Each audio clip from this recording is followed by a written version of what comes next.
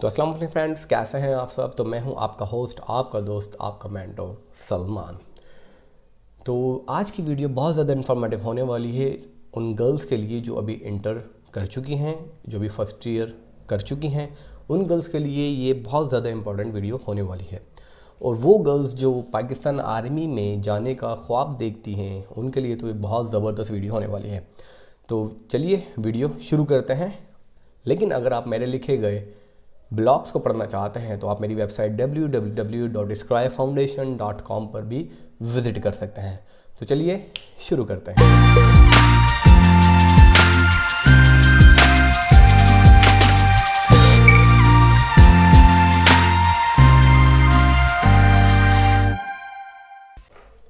तो दोस्तों, तो आज जो जिस टॉपिक के ऊपर हम बात करने जा रहे हैं वो है पाकिस्तान आर्मी में गर्ल्स किस तरीके से इनरोल हो सकती हैं, उनका क्या ग्रेड होगा, क्या उनका डेजिग्नेशन होगा, क्या उनका रैंक होगा और वो किस तरीके की जॉब्स कर सकती हैं। तो आज जो हम बात कर रहे हैं वो है पाकिस्तान आर्मी।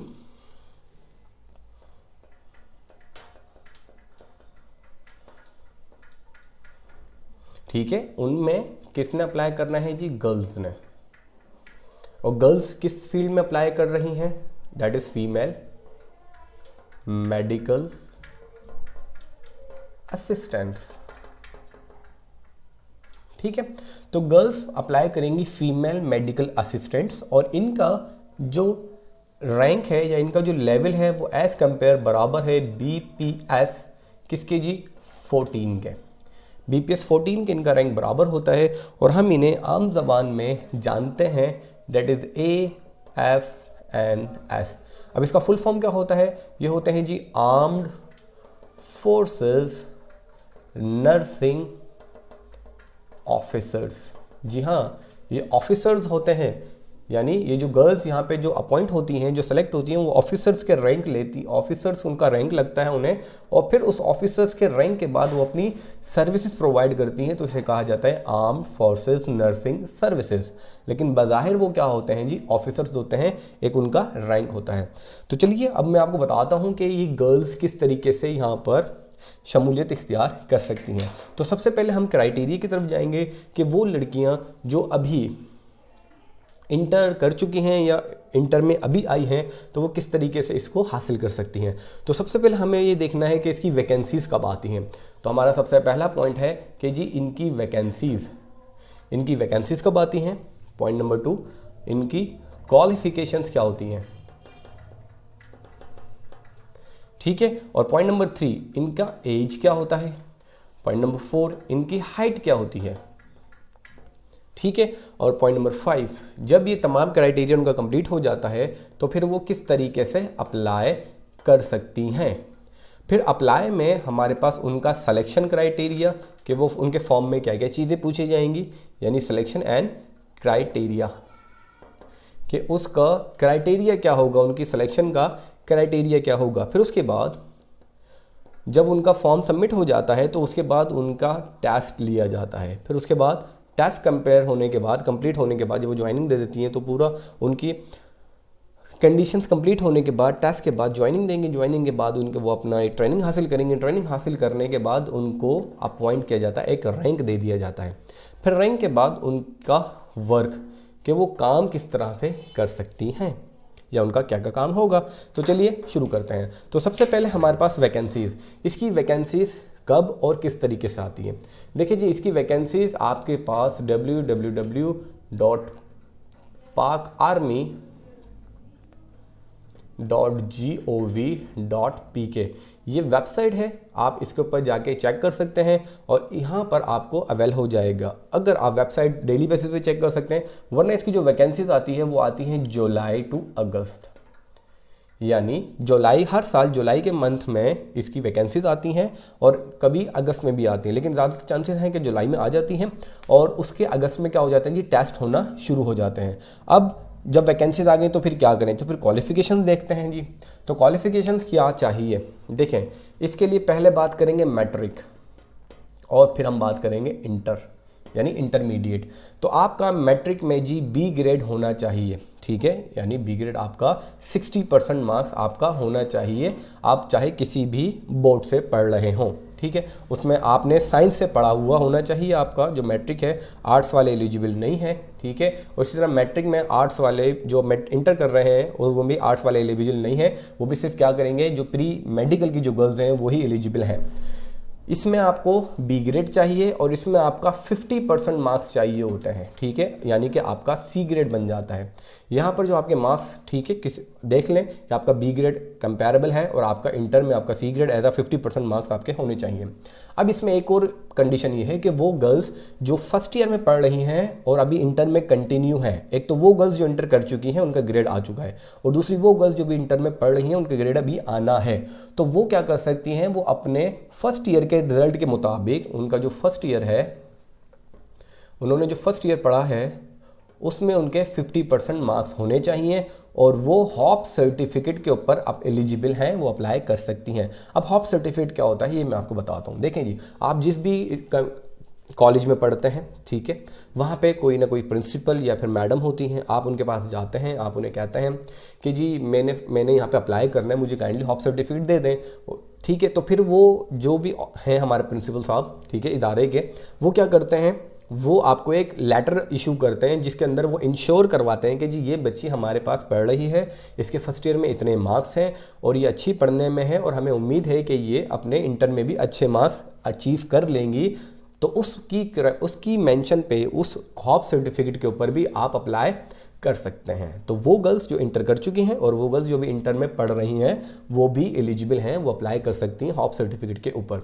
हम बात करते हैं जी एज, इसके लिए एज कितनी चाहिए, इसके लिए एज चाहिए, ठीक है, 17 साल से 25 साल, ठीक है, आपकी उम्र होनी चाहिए 17 साल से 25 साल के दरमियान, तो फिर आप इसमें एलिजिबल हैं। इसमें आपकी जो हाइट है वो आपके पास 5 फीट, ठीक है, यानी 152.4 सेंटीमीटर आपकी हाइट होनी चाहिए। इससे ज़्यादा भी हो तो बहुत ज़्यादा अच्छी बात है।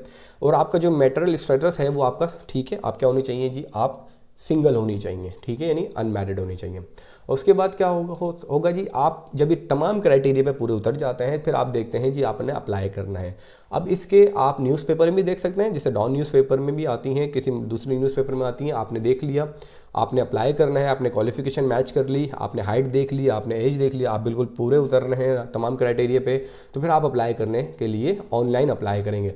अप्लाई किस तरह होगा जी, अप्लाई होगा ऑनलाइन, ठीक है, ये फ्री ऑफ कॉस्ट होता है। इसी की वेबसाइट पे आप जाएंगे, आप वहाँ पे जाके ऑनलाइन अप्लाई करेंगे, उसमें अपना बायोडाटा देंगे, नाम, फादर नेम, ठीक है जी, अपना CNIC नंबर, ठीक है, अपने डोमिसाइल कहाँ से हैं, ठीक है, अपना मोबाइल नंबर, ठीक है, और अपना ईमेल वगैरह, ये तमाम आपने फॉर्म फिल करना है, तो उसी वक्त आपकी स्लिप जनरेट हो जाएगी। एक बात याद रखिएगा कि वो गर्ल्स जो 17 से 25 साल के दरमियान है, अगर वो 18 साल से बड़ी हैं तो उनका NIC होना ज़रूरी है, अगर वो 18 साल से छोटी हैं तो उनका स्मार्ट कार्ड बना हुआ होना ज़रूरी है, ये मैंडेटरी है। आप है ना, बच्चे क्या करते हैं कि जी अप्लाई कर देते हैं फॉर्म के ऊपर, लेकिन उनका स्मार्ट कार्ड नहीं होता और NIC भी नहीं होता, तो फिर वो टेस्ट के लिए एलिजिबल नहीं होते, उनको वो वापस कर देते हैं। तो आपने अपना NIC भी बनवाना है और आपने स्मार्ट कार्ड भी बनवाना है, ठीक है। जो आपकी हाइट, जो आपकी एज है, 18 साल से बड़े हैं तो NIC होगा, 18 साल से छोटे हैं या एग्जैक्ट 18 के हैं तो आपका स्मार्ट कार्ड भी चल सकता है, ठीक है जी, और 18 साल के हैं तो आप NIC बनवा लें। उसके बाद हम बात करते हैं, जब आपका तमाम क्राइटेरिया पूरा हो जाता है और जब आप ऑनलाइन अप्लाई कर देते हैं तो फिर उसी वक्त आपकी क्या आ जाती है जी, स्लिप आ जाती है। स्लिप को मैं आपको डिफाइन कर देता हूँ। स्लिप के जो टॉप पर है ना, आपका एड्रेस लिखा हुआ होता है कि जी आपने कहाँ जाना है टेस्ट देने। स्लिप के राइट साइड पे आपका टेस्ट का डेट और आपका टेस्ट का टाइम लिखा हुआ होता है, और स्लिप के बॉटम के अंदर आपके पास डॉक्यूमेंट्स की कंडीशंस लिखी हुई होती है कि जी ये डॉक्यूमेंट्स आपने लेकर आने हैं और ये चीज़ आप नहीं ले जा सकते या ला सकते, ठीक है। और इस तरफ जो आपका लेफ्ट साइड होता है, इसमें आपका बायोडेटा लिखा होता है कि जी नाम, फादर नेम, ठीक है, NIC नंबर, कौन से ट्रेड में अप्लाई किया है, ये तमाम चीज़ आपकी इस तरफ लिखी होती है। तो आपकी स्लिप इस तरह से डिज़ाइन की गई है। उसके बाद आपके पास आ जाता है जी टेस्ट। जब आपकी टेस्ट की डेट आ जाती है तो उसमें टेस्ट आते हैं। अब टेस्ट में 3 तरह के टेस्ट आते हैं, ठीक है, ये इनिशियल टेस्ट होते हैं। इसमें सबसे पहला जो टेस्ट होता है वो होता है इंटेलिजेंस टेस्ट। क्या होता है जी, इंटेलिजेंस टेस्ट। अब इंटेलिजेंस टेस्ट से कोई सिंगल टेस्ट नहीं होता, ये कई सारे टेस्ट का मजमूआ होता है, इसमें कई सारे फीचर्स आते हैं, कई सारी टर्म्स आती हैं, तो वो चीज़ें आपको पता होना ज़रूरी है। बहुत से बच्चे जो होते हैं ना, जो बच्चियाँ होती हैं, वो यहीं पे ही लैग कर जाती हैं, फेल हो जाती हैं, ठीक है, वो डिप्रेशन में चली जाती हैं कि भाई हम फेल हो गए। असल में क्यों? क्योंकि ये हमारे इदारों में पढ़ाया नहीं जाता है, तो इसलिए आपको इसको पढ़ना बहुत ज़्यादा ज़रूरी है। जब आप इन चीज़ों को पढ़ेंगे तो फिर आप उसमें सिक्योर कर पाएंगे। उसके बाद जो दूसरी कंडीशन है वो आपकी वो है एकेडमिक, यानी पहले आप इंटेलिजेंस टेस्ट पास करेंगे, क्लियर करेंगे, कॉन्ग्रेचुलेशंस आ जाएगा, फिर उसके बाद आपका दूसरा टेस्ट स्टार्ट होगा। अगर आप फेल कर जाते तो आपको वहीं से ही भेज दिया जाएगा कि जी अब आप नेक्स्ट टेस्ट नहीं दे सकते। तो पॉइंट नंबर 2 आपका एकेडमिक टेस्ट होगा। अब एकेडमिक टेस्ट में क्या होता है जी, आपके सब्जेक्ट्स आते हैं, जैसे फिजिक्स हो गया, बायो हो गया, इंग्लिश हो गया और जनरल नॉलेज हो गया, यानी जीके हो गया। तो इंटर लेवल पे है तो आपका टेस्ट थोड़ा सा बढ़ जाता है, फिजिक्स, बायो, इंग्लिश और जीके। फिर उसके बाद जब आप ये तमाम एकेडमिक पास कर लेते हैं तो फिर आपका एक और टेस्ट आता है, that is your personality test. ठीक है जी, आपका एक और टेस्ट आता है जिसे हम कहते हैं जी पर्सनैलिटी टेस्ट। पर्सनैलिटी टेस्ट में क्या होता है, आपने पॉजिटिव थिंकिंग बतानी होती है कि जी आप कितने पॉजिटिव, आपके नेचर में पॉजिटिविटी है या नहीं है, आप वर्क में किस तरह काम करते हैं, आपको क्या चीज़ पसंद है, कुछ इस किस तरह के क्वेश्चन होते हैं, ठीक है, जो आपको बता रहे होते हैं कि जी आप इस बात पे एग्री करते हैं, डिसएग्री करते हैं, न्यूट्रल रहते हैं, स्ट्रांगली एग्री करते हैं या स्ट्रांगली डिसएग्री करते हैं। तो इस तरह के आपके पास क्वेश्चंस होते हैं, वो कहलाते हैं जी पर्सनैलिटी टेस्ट। जब आप ये तीनों चीज़ें पास आउट कर लेते हैं, क्लियर कर लेते हैं, तो फिर उसके बाद आपका आ जाता है जी मेडिकल। फिर आपका मेडिकल लिया जाता है, ठीक है, आपको चेकआउट किया जाता है। फिर मेडिकल के बाद आपका होता है जी इंटरव्यू। इंटरव्यू में भी आपके पास इंटेलिजेंस के कुछ क्वेश्चंस पूछे जाते हैं, एकेडमिक से पूछा जाता है, पर्सनैलिटी चेक की जाती है आपकी। तो इंटरव्यू भी आपका बहुत ज़्यादा ज़रूरी है, यानी हर एक स्टेप आपका बहुत ज़्यादा ज़रूरी है और उसके लिए आपको बहुत अच्छा पढ़ना होगा। जब आप ये तमाम चीज़ें पढ़ लेते हैं, आपका इंटरव्यू क्लियर हो जाता है, मेडिकल क्लियर होता है, तमाम चीज़ें आपकी क्लियर हो जाती हैं, तो फिर आपकी मेरिट लिस्ट लगती है। मेरिट लिस्ट में भी क्या होता है जी, वो बच्चे जिनका academic, intelligence, personality, medical interview के मार्क्स अच्छे होते हैं, वो लिस्ट में उनका नाम आता है। बाकी सारे क्या हो जाते हैं जी, बैक हो जाते हैं, वो दोबारा शुरू से नेक्स्ट टाइम दोबारा अप्लाई करें। तो इसलिए आपको इसमें मेहनत करना ज़्यादा चाहिए कि आगे आप एक प्रेस्टीजियस और एक ऑफिसर का रैंक ले सकें। जब आप ये कंप्लीट कर लेते हैं, इंटरव्यू कर लेते हैं, आपका नाम आ जाता है लिस्ट के अंदर, तो फिर आपको वो ट्रेनिंग देते हैं, उसके साथ साथ आपको सैलरी भी देते हैं। ट्रेनिंग जब आपकी कंप्लीट हो जाती है तो फिर वो आपको रैंक दे देते हैं, ठीक है। अब रैंक क्या होता है, ऑफिसर्स के मुकाबले में रैंक होता है, सबसे पहले आप सेकंड ल्यूटेनेंट अपॉइंट होते हैं, ठीक है, आप सेकंड ल्यूटेनेंट लगते हैं, फिर थोड़ा टाइम बाद आप ल्यूटेनेंट हो जाते हैं, फिर आप कैप्टन हो जाते हैं, फिर मेजर हो जाते हैं, फिर एज पर मेंशन आप मूव करते रहते हैं। फिर उसके लिए आप पढ़ते रहते हैं, आप कोर्सेज करते रहते हैं, और आप जितना अच्छा हार्ड वर्क करते हैं, जितना आप पॉजिटिविटी दिखाते हैं, आप ज़्यादा मूव अच्छा कर सकते हैं, ठीक है। उसके बाद वर्क क्या होता है जी, ठीक है जी। अब बेसिकली लोग तो घबराते हैं कि यार ये तो नर्सिंग है, ये इसमें कैसे काम होगा, क्या कराया जाएगा, हम इंजेक्शन लगाएंगे, ये करेंगे, ऐसा। देखिए, आपका काम नर्सिंग का ज़रूर है, लेकिन आप क्या है जी, आप एक ऑफिसर हैं। आप क्या है, उसके साथ साथ आप ऑफिसर हैं। ऑफिसर बन के आपने सर्विस प्रोवाइड करनी है। तो ये जो आप हॉस्पिटल्स में देखते हैं ना कि भाई आपने वो आया को बुलाया गया जी, उनसे बदतमीज़ी से बात कर रहे हैं, उनको इस तरह बोल रहे हैं कि सो ये कर रहे हैं कि आप इंजेक्शन लगा दें, आप ये कर दें, आप ये कर दें, आप ड्रिप लगा दें। तो यहाँ पर भी आपने ना एक ऑफिसर की तरह काम करना होता है। बेसिकली इसका काम क्या है, मैं आपको थोड़ा सा बता देता हूँ। देखिए जी, आपका काम होता है असिस्टेंट का, किसका, जो मेडिकल कमीशन ऑफिसर्स होते हैं ना, आप उनके अटर्नी होते हैं, मतलब आप उनके असिस्टेंट में काम करते हैं। वो आते हैं, मरीज़ को चेक करते हैं, मरीज़ को चेक करने के बाद वो आपको अपनी प्रिस्क्रिप्शन आपको बताते हैं, आप वो मेंशन करते हैं, और वही चीज़ें आप अपने जो नीचे के जो स्टाफ्स हैं आप उनसे कराते हैं।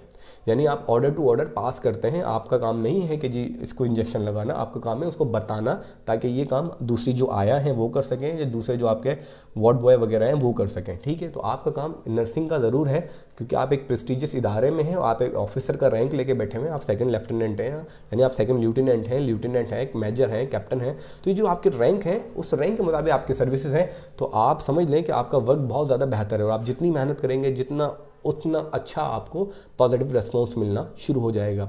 तो उम्मीद करता हूँ ये बात आपको बहुत ज़्यादा समझ आई होगी। और हाँ, जो मैंने आपको कहा था कि एक बहुत अच्छी इंपॉर्टेंट बात कि जी आपने इस टेस्ट की तैयारी किस तरह करनी है, ठीक है। तो एक एकेडमी है, सल्यूट फोर्सेस एकेडमी, ठीक है। ये पूरे पाकिस्तान के अंदर ऑनलाइन प्लेटफॉर्म प्रोवाइड कर रही हैं। अगर कोई इनकी एकेडमी के करीब है तो वो उनसे फिजिकल भी पढ़ सकता है, नहीं तो वो पूरे पाकिस्तान में ऑनलाइन सर्विसेज प्रोवाइड कर रहे हैं। तो ये जो एकेडमी है, इस तरह की जो एकेडमीज होती हैं वो क्या करती हैं, आपके इंटेलिजेंस को बहुत बेहतर से बेहतर आपको तैयारी कराती हैं। एकेडमिक की आपको सारी प्रॉपर गाइडलाइन देती हैं, पर्सनैलिटी टेस्ट की आपकी प्रॉपर गाइडलाइन देती हैं, आपको मेडिकल के बारे में बताया जाता है, आपको इंटरव्यू के बारे में समझाया जाता है। देखिए जब आप चीज़ें समझ जाते हैं ना तो फिर आप चीज़ों को अटेम्प्ट करने में बड़ा प्राउड फील करते हैं कि जी मुझे आता है, मैं कर लूँगा। जब आपको चीज़ें पता ही नहीं होती तो फिर आप क्या होते हैं, आप लैग कर जाते हैं। तो आपको तैयारी करनी चाहिए और सैल्यूट फोर्सेस एकेडमी के आपको एक सॉल्यूशन प्रोवाइड कर रही है इससे पहले, ठीक है, इससे पहले कि आप थोड़ा लैग हो जाएं, कोई आपका टाइम निकल जाए, आपकी एज निकल जाए, तो आप इसको एक बार ज़रूर ट्राई करें। आप 14 ग्रेड ले सकते हैं, आप आर्मी में ऑफिसर एज अपॉइंट हो सकते हैं, तो आप ट्राई करें। इसकी तमाम जो डिटेल होगी मैं अपने डिस्क्रिप्शन में ऐड कर दूंगा, आप वहाँ से भी इन लोगों से कॉन्टैक्ट कर सकते हैं। और अगर कोई बात फिर भी नहीं समझ आए तो आप हमसे कॉन्टैक्ट कर सकते हैं ताकि हम आपको इनसे कम्युनिकेट करवा सकें। उम्मीद है आपको तमाम चीज़ें समझ आ गई होंगी, आपको रैंक बिल्कुल समझ आ गया होगा। तो आप अपने ठीक है, कोई भी बात आपको फिर भी नहीं समझ आया तो हमसे कॉन्टैक्ट कीजिएगा। अपना ख्याल रखिएगा। अल्लाह हाफ़िज़।